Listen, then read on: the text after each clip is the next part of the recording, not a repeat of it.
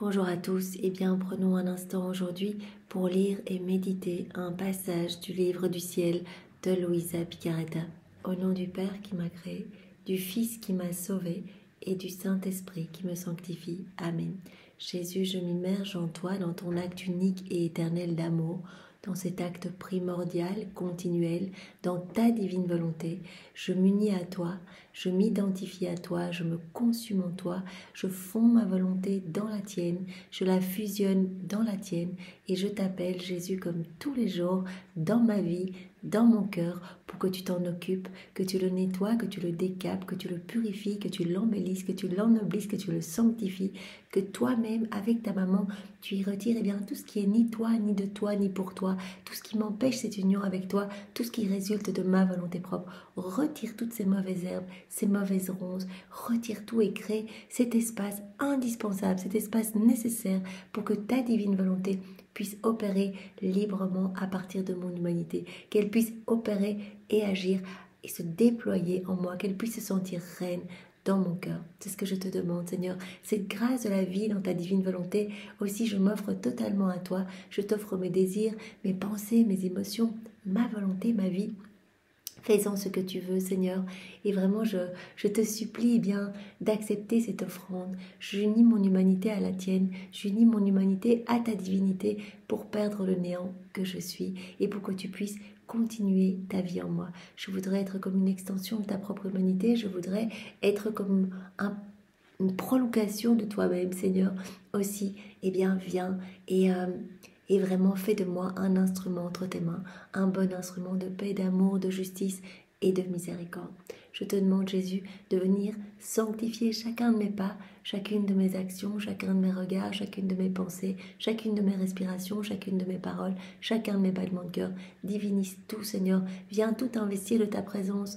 Marque-moi du sceau de ton divin fiat pour que je puisse continuellement travailler à l'avènement de ton royaume, que toute ma vie puisse être une offrande éternelle pour ta gloire, que tu puisses recevoir à chacun de mes mouvements, à chacun de mes battements de cils, à chacune de mes respirations, des milliards d'actes d'amour, d'adoration, de louange, de bénédiction, de remerciement. Au nom de tous, je veux t'offrir comme tous les jours, à chacun de mes battements de cœur, par exemple, des compensations pour tout l'amour que tu ne reçois pas des hommes. Je veux t'offrir à chaque fois l'acte opposé aux offenses qui te sont faites. Je veux pallier pour tous ces vides d'amour et je veux te dire au nom de tous que je t'aime, Seigneur, que je t'aime avec ton amour à toi, que je t'adore avec tes adorations à toi, que je te loue avec tes louanges, que je te bénis avec tes bénédictions à toi. Et je veux le faire au nom de tous les hommes, de toutes les générations. Seigneur, je te demande maintenant de disposer nos cœurs, de disposer nos intelligences pour accueillir ce nouvel enseignement que tu vas nous donner, cette nouvelle vérité que tu sors de toi, cette vie divine que tu sors de toi, que nous puissions l'accueillir, que nous puissions nous en abreuver, que nous puissions la laisser descendre en nous, la digérer, et que vraiment ces mots bénis qui sont les tiens puissent nous percuter, nous toucher en profondeur, et que nous puissions les mettre en pratique. Tu nous appelles à cette mise en pratique. Il ne suffit pas de lire, et vraiment de lire, même de manière attentive. Il faut cette mise en pratique pour que tu puisses nous donner tout ce dont tu rêves de nous combler. Parce que tu veux qu'on soit heureux, tu veux qu'on soit propriétaire de ton royaume.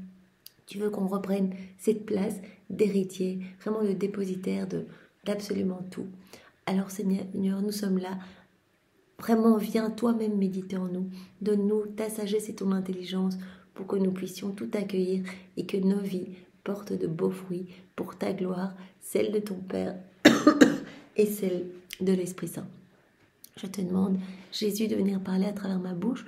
Envoie sur chacun de nous ton Saint-Esprit, que ce moment fait en union avec toi puisse avoir des retombées dans tous les cœurs, comme une rosée bienfaisante, que des âmes puissent revenir à toi, que des âmes puissent t'aimer, te louer, te bénir, que des âmes puissent se repentir de leur péché, puissent retourner à la messe, que des âmes puissent découvrir les écrits du ciel, que d'autres puissent se sanctifier, se purifier, que d'autres puissent s'essayer à leurs premiers actes dans la divine volonté. C'est ce que nous te demandons, c'est ce que tu nous as promis. À chaque fois que nous nous unissons à toi, les âmes sont touchées, les frontières de ton royaume s'élargissent et ton royaume descend plus rapidement sur la terre. C'est ce que nous voulons, Seigneur. Pardon, excusez-moi. Alors, invoquons l'Esprit Saint. Viens, Esprit Saint, viens, par la puissante intercession du cœur immaculé de Marie, ton épouse bien-aimée. Viens, Esprit Saint, viens, par la puissante intercession du cœur immaculé de Marie, ton épouse bien-aimée. Viens, Esprit Saint, viens, par la puissante intercession du cœur immaculé de Marie, ton épouse bien-aimée. Le passage que nous allons méditer est celui du 25 juin 1928. Nous sommes dans le volume 24 et c'est Louisa qui parle. Je priais, et consciente de mon extrême misère, je priais ma céleste maman de me donner son amour pour racheter mon misérable amour. Donc voilà, ça on peut le faire, puisque Louisa est notre chef de file, elle nous montre ce qu'elle fait, ce que Jésus lui a enseigné, pour que nous puissions nous aussi le faire. C'est-à-dire qu'ici, elle va rechercher tout l'amour de maman Marie, ses baisers, ses caresses. Elle vient prendre voilà, ces mots affectueux qu'elle avait l'habitude de dire à Jésus. Elle prend tout pour pallier à son misérable amour à elle. En fait, elle pense qu'elle n'arrive pas à aimer bien Jésus. Et donc, elle vient se servir bien, dans l'amour de maman Marie. On peut nous aussi prendre l'amour de Marie, on peut prendre l'amour même de Jésus, tous les actes d'amour qu'il a placés dans l'œuvre de la création, de la rédemption, de la sanctification. On peut prendre l'amour du Père, l'amour de l'Esprit Saint, l'amour trinitaire, lui réoffrir. On peut reprendre tous les actes d'amour de tous les saints, de tous les temps. On peut se servir et tout réoffrir à Jésus comme si cela était nôtre. Je faisais cela lorsque mon doux Jésus, se manifestant en moi, me dit « Ma fille, le premier acte d'amour de ma maman a été accompli dans la divine volonté, et en conséquence, il possède la continuité comme s'il était toujours dans l'action d'aimer et d'agir. Le premier acte qui a été accompli par maman Marie a été fait dans la divine volonté, elle a tout fait dans la divine volonté, et donc tout ce qui a été fait dans la divine volonté est toujours en acte de se donner. L'acte devient infini, continuel, ne s'arrête jamais, et donc on peut reprendre, tous ces actes sont là, on peut aller se servir.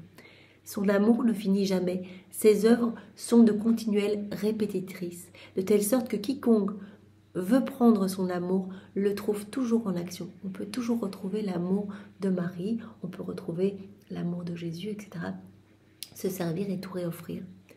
Car il est l'effet du premier amour qui est répété et répété toujours. Il en est ainsi de l'âme qui agit dans ma volonté. Ses actes acquièrent la continuité. Voilà, l'âme qui va vivre dans la divine volonté, tout ce qu'elle va faire, ses actes ne seront plus humains, mais deviendront divins, éternels, et donc vraiment continueront toujours. On dit à Jésus, je t'adore avec ta volonté, directement, c'est comme si on disait, je t'adore, mais de manière éternelle.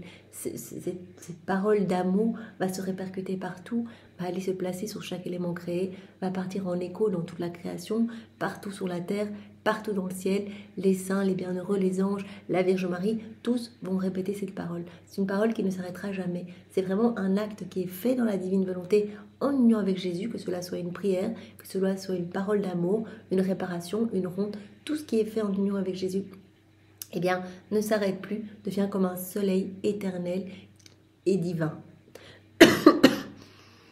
Il en est ainsi donc de l'âme qui agit dans ma volonté. Ces actes acquièrent la continuité. Ils sont répétés toujours, sans jamais cesser. Ils sont comme le vrai soleil, qui depuis l'instant où il fut créé par Dieu, a donné son premier acte de lumière.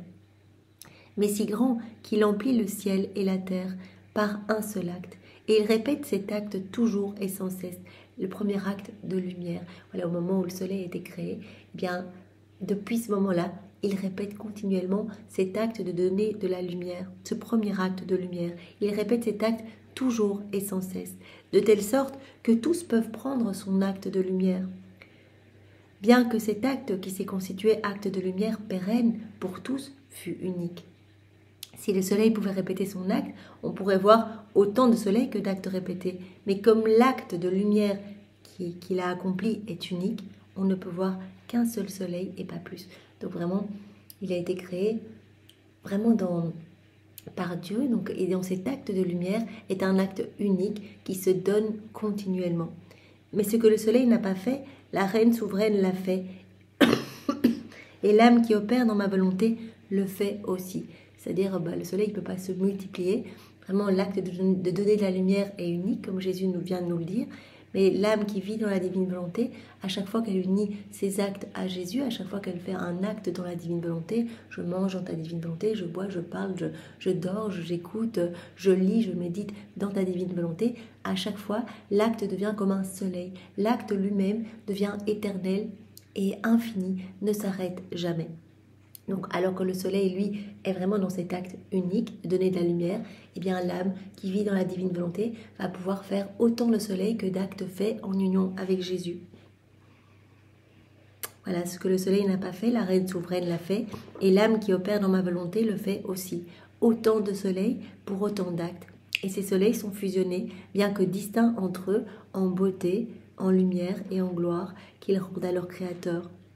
Donc voilà, ces actes sont tous distincts et forment à chaque fois un soleil. Ils sont distincts en beauté, en lumière, en gloire qu'ils rendent à la Trinité.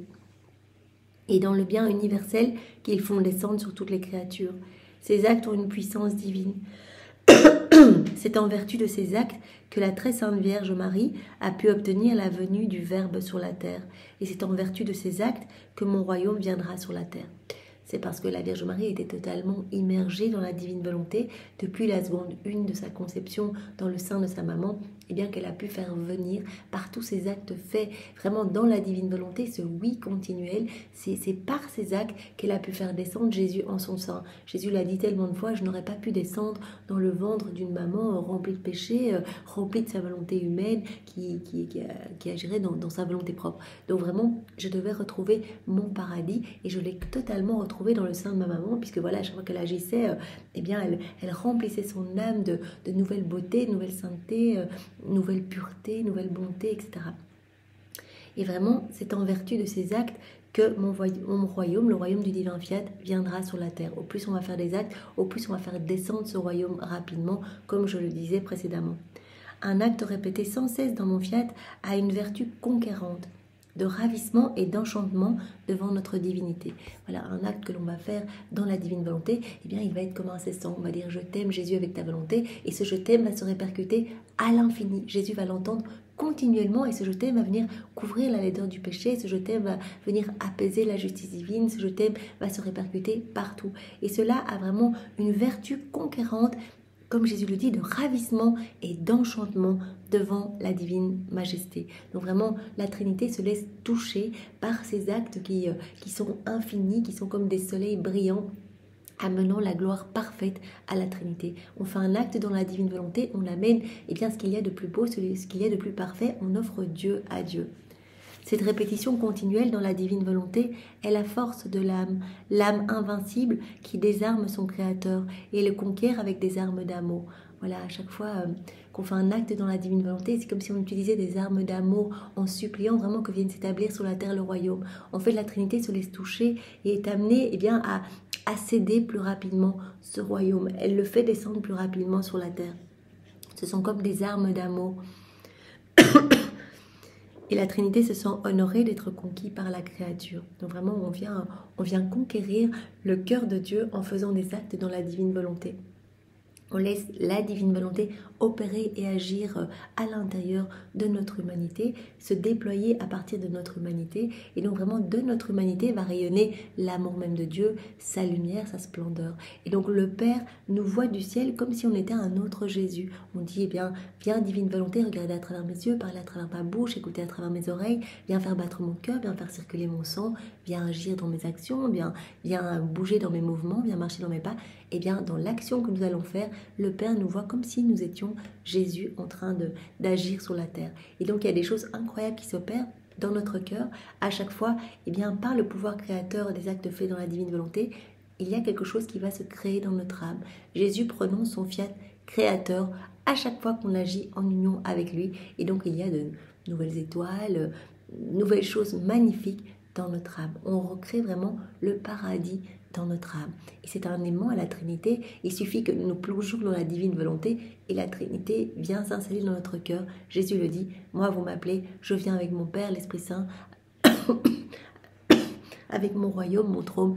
C'est moi qui agis à partir de votre humanité. Et nous prenons des décisions à partir de l'âme qui nous donne son oui, qui nous donne son fiat. Nous prenons des décisions à partir de cette âme de la même manière que si nous les prenions à partir du ciel. Donc ça, moi, j'ai toujours trouvé ça magnifique. Donc vraiment, la Trinité est en train de décider du sort du monde, est en train de décider peut-être d'exercer sa justice divine, d'exercer peut-être de déployer des châtiments, etc. Mais les décisions sont prises de la même façon, à égalité de notre cœur ou du ciel.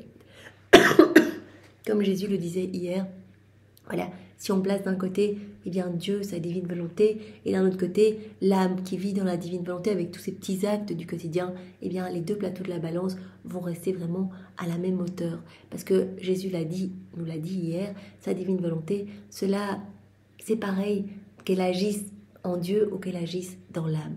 En fait, l'âme va devenir, la créature qui va vivre dans la divine volonté va devenir comme un petit voile, son humanité va être comme un petit voile cachant la divine volonté opérante et agissante. Je continuais après cela ma ronde dans le divin fiat, et en suivant mon Jésus en route vers le désert, je pensais, pourquoi Jésus a-t-il pris le chemin du désert? Il n'y a pas d'âme à convertir là-bas, mais rien qu'une profonde solitude, alors que c'était des âmes qu'il cherchait. Je pensais à cela lorsque mon doux Jésus, se manifestant en moi, me dit. Donc Louisa, voilà, elle est en train de faire sa ronde dans l'œuvre de la rédemption. Elle suit Jésus après son baptême qui se rend pour 40 jours au désert et elle se dit mais pourquoi Jésus a été se mettre au désert alors que moi je sais que Jésus tout ce qu'il veut c'est sauver les âmes, ça allait les conquérir, etc. Pourquoi est-ce qu'il a été se mettre dans un endroit isolé comme cela? Ma fille, la compagnie brise la douleur et l'affaiblit alors que la solitude la renforce, la redouble et la rend plus rude. Jésus dit être seul, bien ça décuple la souffrance en fait, ça décuple la douleur vraiment d'être seul. Je voulais aller au désert pour ressentir dans mon humanité toute la dureté de l'isolement que la divine volonté avait enduré pendant des siècles de la part des créatures. Donc Jésus a été au désert pour ressentir dans son humanité toute la souffrance que la divine volonté avait endurée pendant des siècles, vraiment face à la froideur et à l'indifférence des hommes depuis la chute d'Adam. Donc tous ces moments où la divine volonté dans les cœurs était écrasée en solitude, vraiment asphyxiée et ne pouvait agir. Donc Jésus a voulu ressentir dans son humanité la dureté de l'isolement que la divine volonté avait enduré pendant tellement de siècles de la part des créatures. Mon humanité devait s'élever jusqu'à l'ordre divin et descendre dans l'ordre humain, afin d'enclore les souffrances de l'une et de l'autre, et prenant entièrement sur moi-même la douloureuse part qui séparait l'homme et Dieu, faire que les hommes s'attachent à nouveau à l'étreinte et au baiser de leur Créateur. Donc Jésus dit, son humanité devait s'élever jusqu'à l'ordre divin et faire descendre, et descendre dans l'ordre humain. Donc, son humanité devait s'élever jusqu'à l'ordre divin et descendre dans l'ordre humain afin d'enclore les souffrances de l'une et de l'autre et prenant entièrement sur lui-même la douloureuse part qui séparait l'homme et Dieu, faire que les hommes s'attachent à nouveau. Donc, il réparait en fait cette distance entre l'homme et Dieu. L'homme qui avait créé, c'est cette rupture en se séparant de Dieu, en quittant la divine volonté. Jésus, en vivant cela dans le désert, entre autres, réhabilitait l'homme à vivre à nouveau dans le royaume de la divine volonté. Il a pris sur lui la douloureuse part qui séparait l'homme et Dieu, pour que l'homme s'attache à nouveau à l'étreinte et au baiser de Dieu. Mais ce n'était pas la seule raison de mon départ pour le désert. Donc il a voulu, en allant dans le désert, premièrement, ressentir toute la douleur de la divine volonté pendant tant de siècles, toutes ces douleurs de solitude que ressentait la divine volonté face à la dureté des créatures.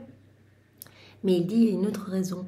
Tu dois savoir que notre adorable majesté, en formant la création, établit que chaque lieu devait être habité et peuplée, et que la terre devait être extrêmement fertile et riche de nombreuses plantes pour que tous vivent dans l'abondance. Voilà, au départ, dans le plan de Dieu, toutes les terres, toutes les parcelles de terre devaient être peuplées, devaient être fertiles, devaient être belles, etc. Ce n'est que parce que l'homme a quitté la divine volonté, qu'il y a eu comme des terres qui sont devenues sèches, qui n'ont plus été habitées, qui sont devenues désertiques, etc. Et donc Jésus a voulu vraiment venir dans le désert pour quelque part Voilà, ce désert représente un peu aussi le cœur de l'homme. Le cœur de l'homme qui, en quittant Dieu, eh bien, est devenu complètement desséché en fait. Il est devenu vide de toute grâce, vide de toute bénédiction, et l'homme est devenu vraiment enténébré en fait par les choses du monde. L'homme en péchant a attiré l'indignation de la justice divine. Donc voilà, au départ, il avait tout, des terres luxuriantes, magnifiques. Il n'y avait aucune terre désertique et non peuplée. Et quand il a quitté la divine volonté, il a attiré la justice divine, il a attiré l'indignation de Dieu, l'indignation de la justice divine, et la terre, par endroits, est demeurée déserte, infertile et dépeuplée, d'ailleurs en de nombreux endroits. Image de ces familles stériles où il n'y a ni rire, ni fête, ni harmonie, parce qu'elles sont sans enfants. Il n'y a personne pour briser la monotonie des deux époux, et le cauchemar de l'isolement pèse sur leur cœur et entraîne la tristesse. Telle était la famille humaine. Par contre, là où il y a des enfants, il y a toujours quelque chose à faire, quelque chose à dire, des occasions de fêter, etc. Donc vraiment, Jésus dit, ben voilà, la terre, elle a été faite pour être remplie de vie, pour être remplie de bonnes choses, d'être abondante, etc. Mais l'homme, en quittant la divine volonté, a attiré l'indignation de la justice divine. Et il y a beaucoup de terres, de nombreuses terres, eh bien, qui sont restées stériles, en fait, qui sont restées à l'image voilà, d'une famille où tout est triste, où il n'y a pas de vie, où il n'y a que monotonie, etc. Regarde le ciel, vois comme il est peuplé d'étoiles. La terre devait être l'écho du ciel, bondée d'habitants, et produire en abondance pour les rendre tous riches et heureux. C'est toujours le plan de Dieu que l'homme soit heureux, et vraiment dès le départ, tout a été fait pour l'homme, tout était cadeau, et l'homme devait être le chef-d'œuvre de la création, dans cette unicité, dans ce lien avec chaque élément créé. Il devait vraiment être servi par les éléments de la création, et donc tout devait être vraiment abondant. Et vraiment, en quittant la divine volonté, eh bien, l'homme a perdu tout. En fait, il a comme obstrué les canaux de communication avec son créateur. Il a perdu le royaume de la divine volonté. Il a perdu la divine volonté, narratrice de tous les secrets d'amour de la Trinité pour l'homme. Il n'a plus vu l'amour de Dieu nulle part. Et quelque part, il a attiré l'indignation de la divine justice. Et donc, beaucoup de terres sont restées, voilà, comme je le disais précédemment, stériles. En fait, c'est pour cela qu'il y a des terres désertiques, à l'image de ce cœur qui est devenu complètement désertique. En fait, l'homme a étouffé, a rendu stérile son âme, en fait, a étouffé les grâces, a étouffé les bénédictions, a étouffé cette vie divine qui voulait croître en lui. Lorsque l'homme s'est retiré de ma volonté, son sort a changé. Et je voulais aller au désert pour rappeler les bénédictions de mon Père Céleste. Donc Jésus a voulu aller au désert pour sentir la solitude de la divine volonté pendant tous ces nombreux siècles. Mais il a voulu aussi aller au désert pour réappeler les bénédictions de Dieu. Et en appelant le règne de ma divine volonté, restaurer la terre, la peupler et la féconder partout, afin que la terre produise plus de semences et de plus belles pour la faire croître au centuple, la rendre plus féconde et d'une plus radieuse beauté. Donc Jésus est venu au désert pour rappeler ce royaume. En fait, ce désert est vraiment voilà, le symbole de nos âmes, de tout ce qu'il y a de pauvre et de sombre dans nos cœurs quand on vit dans nos volontés propres. Et il est venu pour rappeler la bénédiction de Dieu vraiment et nous réhabiliter à vivre dans le royaume de la divine volonté, en nous disant bien que voilà, quand ce royaume sera établi sur la terre, eh bien tout sera fécondité, tout sera beauté, tout sera vie, tout sera joie, bonheur céleste, etc. Puisque la divine volonté, c'est la source de toutes les béatitudes, de tout ce qu'il y a de plus beau. Combien de grandes choses accomplira le royaume de mon divin fiat, si bien que les éléments sont tous dans l'attente, le soleil, le vent, la mer, la terre et toute la création, pour faire sortir de leur sein tous les biens et tous les effets qu'ils contiennent. Voilà. De fait, étant donné que la divine volonté qui les domine ne règne pas parmi les créatures, ils ne sortent pas tous les biens qu'ils ont en eux, et ils ne donnent ce qu'ils possèdent que comme des aumônes que l'on fait à des serviteurs. Là, Jésus dit bien à Louisa, en fait, les éléments créés ont beaucoup plus de biens à donner, mais ils ne sortent pas tout le bien qu'ils ont en eux, parce que les créatures ne vivent pas dans la divine volonté, donc ils vont se servir, voilà, ils vont prendre un petit peu ce qu'ils ont besoin, ils vont aller au soleil pour bronzer, ils vont aller nager dans la mer pour leur plaisir, ils vont aller pêcher des poissons pour se nourrir, ils vont se servir, alors que la création a été faite pour les hommes vivant dans la divine volonté. L'homme ne vivant pas dans sa divine volonté, les éléments créés ne reconnaissent plus l'homme et ne déploient pas tous les biens qu'ils contiennent, en fait, qu'ils ont en eux. Ils ne donnent pas ce qu'ils possèdent complètement, ils vont le donner avec parcimonie. Ainsi, la terre ne produit pas toutes les semences. Le soleil, ne trouvant pas toutes les semences, ne produit pas tous les effets et tous les biens qu'il contient, et ainsi de suite. C'est pourquoi tous attendent le royaume du fiat, pour faire voir aux créatures combien ils sont riches et combien de choses admirables le Créateur a placées en eux, pour l'amour de ceux qui devraient être les enfants de sa volonté. Voilà, tous attendent la venue du royaume pour donner à profusion eh bien, tout le bien, tous les biens qu'ils contiennent. Nous savons bien que chaque élément créé, eh bien, voilà, il y a des cadeaux cachés dans chaque élément créé. La divine volonté conserve les qualités divines de Dieu dans chaque petit élément créé. Il suffit que nous nous unissions pour vraiment être dans cette unité avec chaque élément créé, que nous nous unissions, par exemple, voilà, aux fleurs, en faisant des rondes dans la création, en mettant nos je t'aime sur chaque petite fleur, chaque petit pétale, etc. Nous nous unissons au soleil pour recevoir eh bien, toute la vie, la lumière. Si nous nous unissons au vent, eh bien, nous pouvons, en plaçant nos actes d'amour, d'adoration, de louange, de bénédiction dans la brise du vent, nous allons pouvoir recevoir sa légèreté ou sa force, ou bien nous pouvons nous unir dans la mer, à la pureté de l'eau, etc. pour recevoir. À chaque fois qu'on s'unit, on reçoit en abondance. Donc vraiment, les éléments sont aux aguets pour que ce royaume descende. Ils attendent ce royaume du divin fiat pour faire voir aux créatures eh bien, combien ils ont de bien à donner, combien ils sont riches et combien de choses admirables le Créateur a placées en eux pour l'amour de ses enfants, en fait, pour que les hommes soient heureux, que les hommes soient comblés. En fait, pour les enfants de la divine volonté. C'est pour cela que Jésus dit, voilà, les hommes qui se servent, non seulement ils reçoivent qu'avec parcimonie. Donc pas idée de tout ce qu'ils pourraient recevoir de plus s'ils s'unissaient à moi. Mais en plus, voilà, ce sont des voleurs parce que ça n'a pas été fait pour eux, puisque tout a été fait pour les enfants de la divine volonté, pour tous ceux qui vont vivre en union avec moi, tous ceux qui vont être dans cette réciprocité d'amour avec la majesté suprême, qui vont répondre à cet amour, qui vont reconnaître cet amour partout et qui vont vraiment être dans un retour continuel, dans une harmonie complète avec le ciel. Eh bien, Seigneur, donne-nous cette grâce bien de faire partie de ces enfants de la divine volonté, de pouvoir voir ta beauté, ton amour partout, de pouvoir y répondre, de pouvoir devenir des petites sources de réjouissance pour toi, que nos cœurs soient eh bien de petits tabernacles d'amour, des petits refuges, que nous puissions être pour toi des soutiens, que tu puisses venir te reposer, t'abreuver, te nourrir dans nos cœurs et que tu puisses voilà, être heureux, que tu nous trouves gracieux en fait. Nous voulons devenir beaux et gracieux à tes yeux. Aussi, par nos propres forces, c'est impossible. Nous sommes misérables et nous chutons continuellement. Donne-nous cette grâce de pouvoir grandir dans cette ressemblance avec toi. Et il n'y a que dans la divine volonté eh bien, que tu nous offres cette possibilité de te ressembler, Seigneur. Et vraiment d'être des sources jaillissantes de ta lumière et de ton amour. Aussi, fais de nous ce qui te plaira, Seigneur. Nous nous offrons à toi, que ta volonté soit faite dans nos vies et dans la vie de tous les hommes, que ton règne vienne ici-bas, Seigneur. Merci Jésus, avec tes propres remerciements, sois loué, béni et glorifié, au nom de tous. Au nom du Père et du Fils et du Saint-Esprit. Amen. Soyez tous bénis. Au revoir.